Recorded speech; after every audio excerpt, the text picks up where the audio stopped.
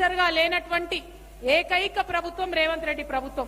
స్వతంత్రం వచ్చినప్పటి నుంచి కూడా ప్రతి కేబినెట్ లో లంబాడాల మంత్రులు ఉన్నారు. కేవలం రేవంత్ రెడ్డి గారు 30 నెలలు అవుతుంది ఇంతవరకు ఒక లంబాడకు కూడా మినిస్టర్ ఇయ్యాలే. ఎంబీసీలకు మంత్రి ఇస్తామన్నారు, వాళ్ళది మాట్లాడలే. మా ఆదివాసీల గురించి కూడా కొట్లాడుతుంది టీఆర్ఎస్. మరి మా మైనారిటీ సోదరులు క్రిస్టియన్లు ఉన్నారు, వారి కోసం ప్రత్యేక విభాగం పెట్టుకున్నాం. ఏ పార్టీలో లేదు క్రిస్టియన్ వింగ్, కేవలం తెలంగాణ రక్షణ సేనలో క్రిస్టియన్ వింగ్ ఉంది. క్రిస్టియన్ సమస్యల పట్ల ఖచ్చితంగా కొట్లాడతాం. దళిత క్రిస్టియన్ల విషయంలో కూడా మేము మీకు అండగా నిలబడతాం. हमारे जो मुसलमान भाई है, एक टाइम ऐसा था आप लोग हुकूमत में थे, ऐसा एक टाइम था अव्वल दर्जे पे हमारे लोग जिया करते थे, ऐसा एक वक्त था जो नीचे से लेके ऊपर जाते जाते कदम कदम पे मुसलमान अफसर मिलते थे, हर जगह पे मुसलमान टीचर मिलते थे. आज हालत ऐसी हो गई कि मुसलमानों को छोटे छोटे काम करके अपने घर गुजारा करना पड़ रहा. रेशन में जो चावल मिलता उसके ऊपर डिपेंड होना पड़ रहा. बहुत बदतर हालत हो गई है. घर में जितने भी लोग हैं सारे लोग जब तक काम नहीं करते तब तक घर नहीं चलता. ऐसा हालत मुसलमानों का हो गया है. कौन जिम्मेदार है इसके लिए? कौन काम करेगा इसके लिए? कोई पार्टी आती है रिजर्वेशन के नाम से हम लोगों को बहका के वोट लेते हैं. आज सरकारी नौकरियां ही खत्म होने को आ रहे, आप रिजर्वेशन के बात करके हमको बहला के वोट लेके चले गए. मैं आपके बहन होने के नाते मैं एक बात आपसे कहना चाहती हूँ. हमें तालीम की जरूरत है, हमें फाइनेंशियल एम्पावरमेंट की जरूरत है. पैसे कमाना है हमारे मुसलमान लोगों को. हमें पॉलिटिकल एम्पावरमेंट की जरूरत है. नुमाइंदे होने चाहिए हमारे बहुत ज्यादा, जैसे पहले होते थे. नुमाइंदा ज्यादा अगर हमारे असेंबली में है, पार्लियामेंट में है, तब जाके हमें कोई जस्टिस मिल सकता. जब से टीआरएस पार्टी हमने शुरू किया है, बहुत बढ़ चढ़ के आगे आके हमारे मुसलमान भाई बहन आके हमारे पार्टी में शामिल हो रहे हैं. मैं और भी वेलकम करती हूँ, इस्तकबाल करती हूँ आप सब लोगों का.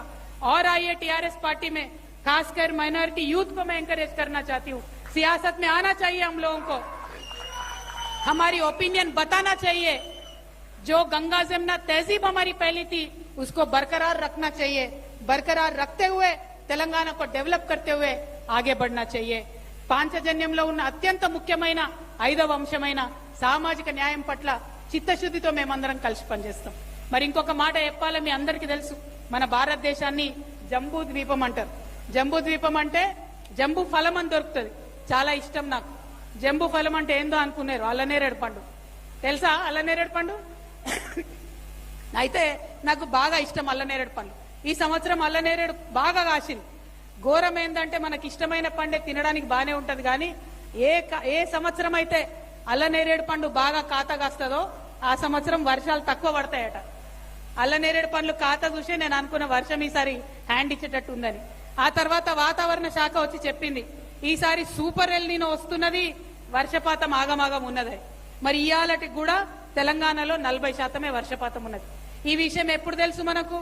6-7 నెలల కిందనే తెలుసు వర్షపాతం తక్కువ వస్తుంది, 40% వాన పడుతుంది అని చెప్పి. కానీ మన రేవంత్ రెడ్డి గారు, మన ప్రభుత్వం ఏమాత్రం కూడా ఏర్పాట్లు చేయలే. మనం మొత్తం కోరుట్ల, మెట్పల్లి, కరీంనగర్, ఉత్తర తెలంగాణ అంతా కూడా గోదావరి నది పైన ఆధారపడి ఉంటాం. మనం గోదావరి నది మీద చిన్నవి పెద్ద అన్ని కలిపితే 57 రిజర్వాయర్లు ఉన్నాయి మనకు. ఆ 57 రిజర్వాయర్ల 418 టీఎంసీలు దాచిపెట్టుకుని నిలవ ఉంచుకునే కెపాసిటీ ఉంది.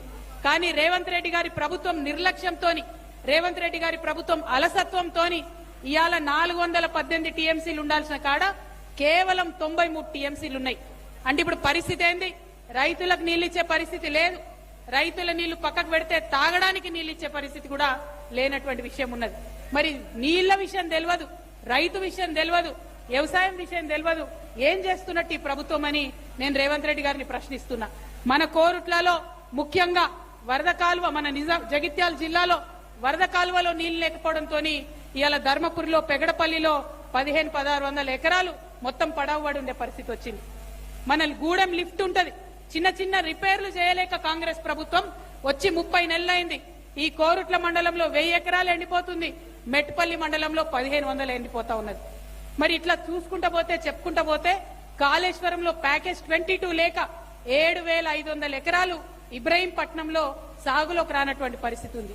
అంటే ఎట్లా చూసినా మన పొలాలకు రావాల్సిన గోదావరి నీళ్లు ఇచ్చేటటువంటి పరిస్థితి కాంగ్రెస్ ప్రభుత్వానికి లేదు.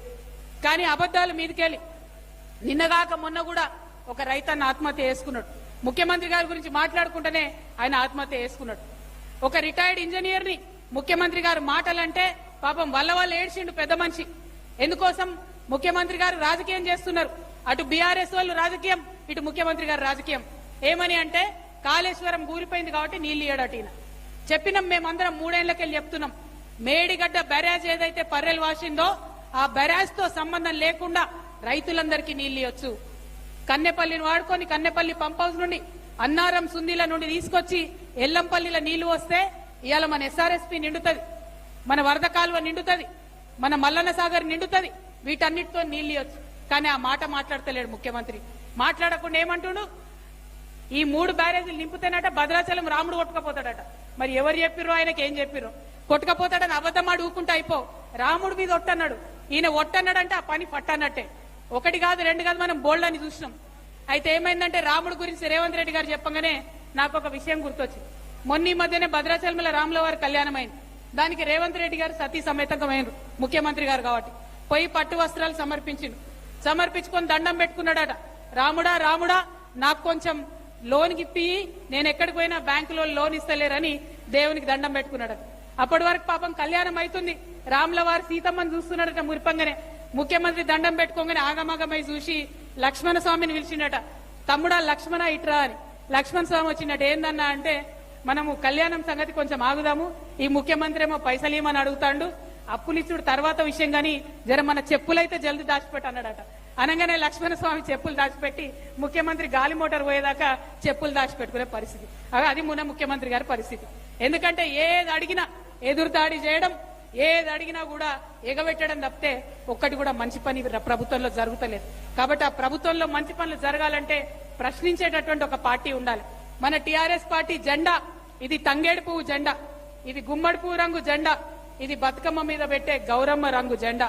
మరి ఈ జెండాను ఆదరించాలని చెప్పి నేను మిమ్మల్ని అందరినీ కూడా మనస్ఫూర్తిగా వేడుకుంటా ఉన్నాను. ఇవాళ డాక్టర్ రగన్న కోరుట్లలో వచ్చి చేరడంతో డెఫినెట్ గా మంచి బలం వచ్చింది. ఆ బలాన్ని ఇంకా మంచిగా ప్రజల కోసం కొట్లాడడానికి, ప్రజల పక్షాన నిలబడడానికి మేము వాడుకుంటాం. మేము ఇవాళ ప్రధాన ప్రతిపక్షంగా పనిచేస్తున్నాం. రేపటి నాడు మీ అందరి దయ ఉంటే ఖచ్చితంగా అధికారంలోకి వస్తాం. వచ్చి ఇప్పుడు దాకా చెప్పిన పనులన్నీ కూడా చేసి పెడతాం. మరి రగన్న అన్ని పార్టీలు నమ్ముకొని మోసపోయింది అన్నారు. అన్న అన్ని పార్టీల అన్నలు ఉన్నారు కదన్న, మోసం చేస్తారు. ఇది అక్క పార్టీ, మోసం ఉండదు. ఖచ్చితంగా ఖచ్చితంగా ఖచ్చితంగా రగన్నను అసెంబ్లీకి పంపేది ఖాయం. రగన్న నిలబడ్డప్పుడు కోరుట్ల మెట్పల్లి ప్రజలందరూ కూడా మరి రగన్నకు సహకరించాలి, వారికి ఓటేయాలి, వారిని గెలిపించాలని చెప్పి మనస్ఫూర్తిగా మిమ్మల్ని అందరినీ కోరుతున్నా. నిజంగా ఈ కోరుట్ల నిజామాబాద్ పార్లమెంట్ ప్రజలందరికీ కూడా మళ్ళొకసారి నేను చేతులు జోడించి నమస్కరిస్తా ఉన్నా. ఎందుకంటే మీరందరూ ఓటేయడం వల్లనే